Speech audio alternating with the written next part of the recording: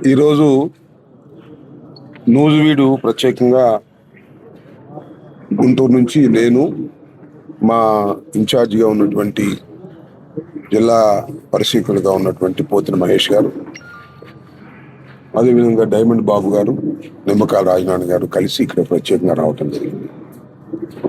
దానికి కారణం ఏంటంటే మహమ్మద్ ముస్తఫా గారు 10 సంవత్సరాల పాటు వైఎస్ఆర్ కాంగ్రెస్ పార్టీలో శాసనసభ్యుడిగా చేసినటువంటి మైనారిటీకి చెందినటువంటి నాయకుడు. నా ఎడవైపు నుండి వారి కుమార్తె మొన్న కంటెస్ట్ చేసి ఓటమి పాలు కావటం జరిగింది. ప్రస్తుతం టౌన్ అధ్యక్షురాలుగా, వైఎస్ఆర్ కాంగ్రెస్ పార్టీ టౌన్ అధ్యక్షురాలుగా ఉన్నారు. ఒక చిన్న వ్యాపార లావాదేవీ, అదేం పెద్ద నేరం కూడా కాదు నాకు తెలిసి. చిన్న వ్యాపార లావాదేవీ మీద పోలీసులు పెద్ద ఎత్తున కేసు కట్టారు. ముస్తఫా గారు వారు చెబుతున్న ప్రకారం కూడా ఆ క్రైమ్ జరిగినటువంటి, వారు చెబుతున్న క్రైమ్ జరుగుతున్న సందర్భంలో వారు లేరు. ఫోన్లో మాత్రం వారితో మాట్లాడాను అని మాత్రమే ఫిర్యాదుదారు చెబితే ఆయన మీద కిడ్నాప్, ఎక్స్టార్షన్, SC/ST కేసు ఇవన్నీ పెట్టారు. పెట్టిన తర్వాత సహజంగానే యాంటిసిపేటరీ బెయిల్ మూవ్ చేసి ఆయన పోలీసులకు అందుబాటులో లేకుండా పాపం గుజరాత్ వెళ్ళిపోయాడు. పోలీసులు చేస్తుంటే గుజరాత్ వెళ్ళి పట్టుకొచ్చారు.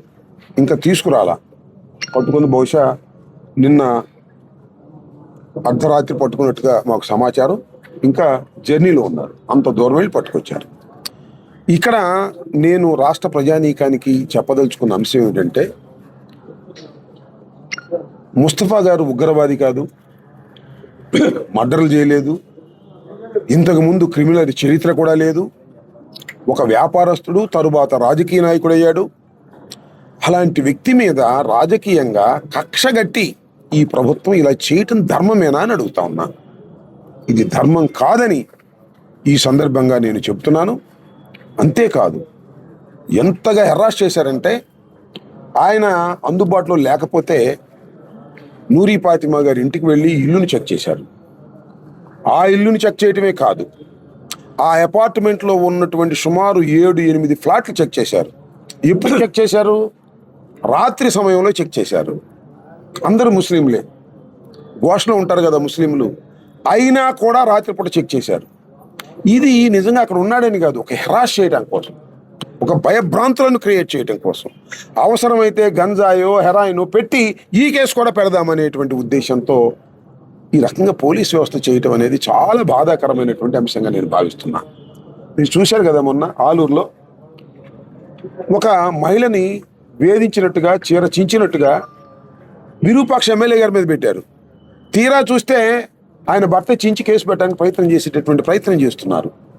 ఈ విధంగా రాష్ట్రంలో నేరాలు చేయకపోయినా నేరాలు చేసినట్టు, ఏదైనా ఒక చిన్న నేరం చేసినట్టుగా ఎవరైనా కంప్లైంట్ ఇస్తే దానికి లేనిపోని సెక్షన్లు కలిపి ఇబ్బంది పెట్టాలని, భయపెట్టాలని, ఎక్కువ రోజుల పాటు జైల్లో ఉంచాలి అనేటువంటి ప్రయత్నం చంద్రబాబు నాయుడు గారి నాయకత్వంలో ఉన్నటువంటి ప్రభుత్వం పోలీసు యంత్రాంగం చేత చేయిస్తున్నారు. ఇది దుర్మార్గమైనటువంటి అంశం మాత్రం చాలా స్పష్టంగా నేను చెప్పదలుచుకున్నా. కేవలం వాళ్ళ పోలీసులు దేని మీద ఆధారపడ్డారంటే, వైఎస్ఆర్ కాంగ్రెస్ పార్టీని అణచాలి అంటే పోలీసు యంత్రాంగాన్ని ఉపయోగించాలి తప్ప రెండో మార్గం లేదనేది.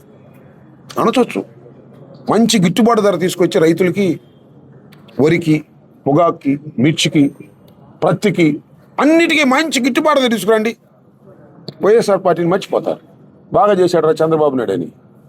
గిట్టుబాటు ధరలు ఉండవు, రైతులకి ఇవ్వాల్సినవి ఇవ్వరు, ఇచ్చిన హామీలు నెరవేర్చరు. అపోజిషన్ మాత్రం నొక్కేయాలంటే పోలీస్ వ్యవస్థను ఉపయోగించాలి. ఎంత దారుణం అండి! ఇవాళ జగన్మోహన్ రెడ్డి గారు పొగాకు రైతులను పరామర్శించడానికి వెళ్ళారు. ఏ ఊరండి అది? దేవరపల్లి వెళ్ళారు. ఒక పోలీసు లేడు.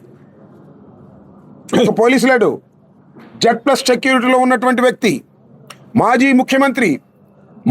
ముఖ్యమంత్రి కుమారుడు హెలికాప్టర్లు దిగితే ఒక పోలీసు లేడు. ఆ సాయంత్రం దాకా ఉన్నారంట, తర్వాత విత్డ్రా చేసుకోమన్నారంట చంద్రబాబు నాయుడు గారు, పారిపోయారు. అంతమంది జనం వస్తే ఒక ప్రతిపక్షంలో ఉన్నటువంటి ఒక మాజీ ముఖ్యమంత్రికి సెక్యూరిటీ కూడా ఇవ్వకోకుండా మీరు కొట్టుకు తోసుకోండి అనేటువంటి పద్ధతుల్లో పోలీసు వ్యవస్థని ఉపయోగిస్తున్నాడు చంద్రబాబు నాయుడు గారు. ఇది దారుణం కాదా అని అడుగుతా ఉన్నా. కనీసం మాజీ ముఖ్యమంత్రి ఒక పర్యటనకు వెళితే మీకు భయం వేస్తుంది, జనం బాగా వస్తున్నారని. దాన్ని వదిలేశారు, గాలికి వదిలేశారు. మొన్నటిదాకా ఏంటి, ప్రజలు రాకుండా పోలీసులు అడ్డుకునేవాళ్ళు. ఇప్పుడేమో ప్రజలు వచ్చేసిన పోలీసులు తప్పుకుంటున్నారు. మీరు కొట్టుకోండి, తోసుకోండి, గుద్దుకోండి, సెకండ్లు ఇచ్చుకోండి అని. ఇది ఎలాంటి రాక్షసత్వం నేను అడుగుతా ఉన్నా.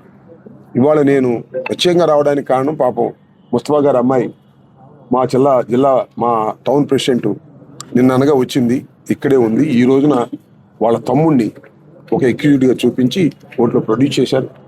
ఆయన తీసుకెళ్ళి మరి నెల్లూరు సెంట్రల్ జైలుకి పంపించారు. బహుశా ఇవాళ రాత్రికో రేపు ఉదయానికో మా ముస్తఫా వాళ్ళు చెబుతున్నట్టు పెద్ద ఉగ్రవాది, ఐఎస్ఐ తీవ్రవాది లాగా తీసుకొస్తున్నారండి. ఏంటో నాకు అర్థం కాలేదు.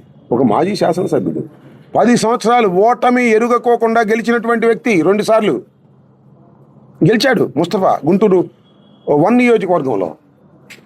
మాకు 67 సీట్లు వచ్చినప్పుడు కూడా గెలిచాడు, 151 సీట్లు వచ్చినప్పుడు కూడా గెలిచాడు. అందరితో సౌమ్యంగా ఉండేటటువంటి వ్యక్తిని గుజరాత్ వెళ్ళి పట్టుకొచ్చారు. రేపు కోర్టులో ప్రొడ్యూస్ చేస్తారు, చూస్తాం. చట్ట ప్రకారంగా అన్ని చర్యలు తీసుకుంటాం. చాలా దుర్మార్గంగా ఈ ప్రభుత్వం వ్యవహరిస్తుంది. పోలీసు బలగాలని దుర్మార్గంగా ఉపయోగిస్తుంది. నేరం చేయకపోయినా చేసినట్టుగా కేసులు పెట్టి వాళ్ళని పట్టుకురావడానికి ఉపయోగిస్తుంది. జగన్మోహన్ రెడ్డి గారు వస్తే హెలికాప్టర్ దిగితే పోలీసులు లేకోకుండా మీరు కొట్టుకు చావమని చెప్పి వదిలేస్తుంది. చాలా ప్రమాదకరమైన దశకు ఈ రాష్ట్రంలో పోలీసు యంత్రాంగాన్ని చంద్రబాబు నాయుడు గారు తీసుకువెళ్తున్నారు. దీన్ని ప్రజలు గమనించాలని కూడా ఈ సందర్భంగా మనవి చేస్తున్నాను. 100కి 100 పాళ్ళు ముస్తఫా నిర్దోషి. ముస్తఫా నేరం చేయలేదు. అయినా ముస్తఫా మీద కక్షగట్టి మీరు చేస్తున్నారు. దీనికి చట్టబద్ధంగా న్యాయబద్ధంగా న్యాయస్థానాలు తెలుసుకుంటాం. కాకపోతే ఒక 15 రోజులు 20 రోజులు నెల రోజుల్లో మీరు పెట్టాలనుకున్నారు, పెట్టడం చేసేదే ఉంది. వాళ్ళు ఎవరిని పెట్టాలనుకుంటే పెట్టేస్తారు. ఇవాళ నెల రోజులు పెడతారు, 2 రోజులు పెడతారు. బెయిల్ వేస్తేనేమో సమాధానం ఎవరు, మళ్ళీ వాయిదాలు అడుగుతుంటారు. ఒక రకమైనటువంటి స్ట్రాటజీలు ఉపయోగించి ఎక్కువ కాలం జైల్లో నాయకుల్ని పెట్టాలి. వైఎస్ఆర్ కాంగ్రెస్ పార్టీ నాయకుల్ని పెడితే బెదిరిపోతారు అనుకుంటున్నారు. బెదరం. మీరు ఎన్నాళ్ళు పెడితే అంతగా కసిగా పనిచేసే రోజులు వస్తాయి భవిష్యత్తులో. ఇప్పటికి 2 సంవత్సరాలు 2 మాసాలు అయిపోయింది. ఇంకొక 10 మాసాలు అయితే 3 సంవత్సరాలు అయిపోతుంది. అయిపోయిన తర్వాత ఎదురు గట్టు కనపడతా ఉంటుంది, అవతల గట్టు మాకు మధ్యలో నుంచి. తర్వాత మీరైనా కూడా చాలా ఇబ్బంది పడతారు. ఇలాంటి సాంప్రదాయాలు తీసుకురావటం అనేది చాలా దుర్మార్గం అని మాత్రం ఈ సందర్భంగా చెప్పదలుచుకున్నాను. ఫైటింగ్ లీగల్ ఫైట్ చేస్తున్నాం, ప్రజలు ఎక్స్పోజ్ చేసే ప్రయత్నం చేస్తున్నాం. ఖచ్చితంగా ఏదో కార్యాచరణకి వెళ్ళవలసినటువంటి అవసరం ఉంది. వరుసని కంటిన్యూస్గా అరెస్టులు చేసి కంటిన్యూస్గా నాయకుల్ని లోపల పెట్టి విరూపాక్షను పెట్టారు. మొన్న మంత్రివర్యులైనటువంటి శ్రీగిలి అప్పలరాజు గారిని పెట్టారు. ఆ తర్వాత ఏమో మన స్పీకర్ అయినటువంటి ఆయన కూడా, మాజీ స్పీకర్ గారిని ఆయన కూడా లోపల పెట్టడానికి ప్రయత్నం చేశారు. యాంటిసిపేటెడ్ బెయిల్ తెచ్చుకున్నాడు. ఎవరు వైసీపీ నాయకులు అయితే వీళ్ళందరూ దుర్మార్గులని చిత్రీకరించేందుకు, ఎక్స్పోజ్ చేయడానికి తమ్మినేని సీతారామ గారిని కూడా పెట్టడానికి ప్రయత్నం చేశారు. భూ వివాదంలో, ఒక సివిల్ వివాదంలో. ఇట్లా ఎవరినైతే వాళ్ళని పెట్టాలి. ఇప్పుడు ఇంతకుముందు చాలా మందిని పెట్టారు. మా కాకాని గోవర్ధన్ రెడ్డి గారిని పెట్టారు, అలాగే మరి పిన్నెల రామకృష్ణారెడ్డి గారిని పెట్టారు, వినుకొండ ఎమ్మెల్యే గారు అయినటువంటి బ్రహ్మనాయుడు గారిని పెట్టారు జైల్లో. ఇట్లా ఇంకా చాలా ఉన్నాయి. అందరూ మాకు శాసనసభ్యులుగా చేసిన అందరికీ కూడా జైలుకి పంపించాలని చంద్రబాబు నాయుడు గారు ప్రతిజ్ఞ చేసినట్టున్నాడు. ఆయన జైలుకి వెళ్ళాడు కదా, అందువల్ల అందరినీ పంపించాలని ప్రతిజ్ఞ చేసినట్టు పంపిస్తున్నాడు ఫాల్స్ కేసులు పెట్టి. అన్నింటినీ సమిష్టిగా జగన్మోహన్ రెడ్డి గారితో మాట్లాడి ఒక కార్యాచరణ తీసుకోవాల్సిన అవసరం ఉందనేది మీ బోటి వాళ్ళు చెప్తున్నారు. ప్రెస్ వాళ్ళు నిన్ను కూడా ప్రెస్లో అడిగారు, ఏమండి దీనికి కార్యాచరణ చేస్తారా, జైలు బరో చేస్తారా ఏంటని. వాటిని కూడా మా లీడర్ అయినటువంటి జగన్మోహన్ రెడ్డి గారితో సంప్రదించి ఇంకా చాలా కాలం ఉంది, చూస్తాం. ఇవన్నింటినీ కూడా పరిశీలన చేస్తాం.